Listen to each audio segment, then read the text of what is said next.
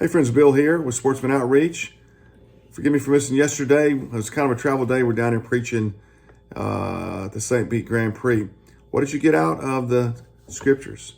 I'd love to hear from you. Please send me some messages. I'd love to dialogue with you about it. What I get out of them is really one fundamental reality, and that's that we are in fellowship with God.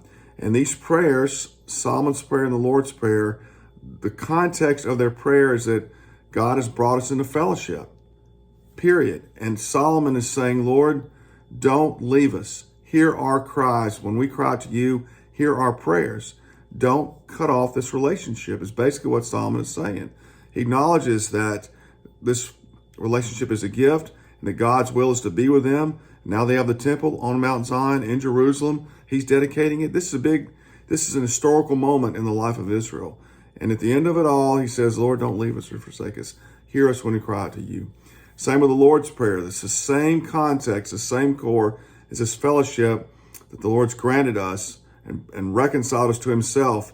That's why the Lord's Prayer begins with, hallowed be your name. Thy will be done. Thy kingdom come on earth as it is in heaven. You see, this because thy will has brought me into this fellowship with you, dear Lord, right? And then praying that, Lord, protect me from distractions from this fellowship. They're the same kind of prayer at their core. And if you buy into that reality of what's going on in prayer, that will frame your prayer life to realize from God's perspective how he sees our prayer time with him. How he sees our prayer time with him. And that should guide you along the way on your prayer life. Then from there, a couple more points to be done. Comes prayers for material things in this world. But the first thing is to get the core of it right.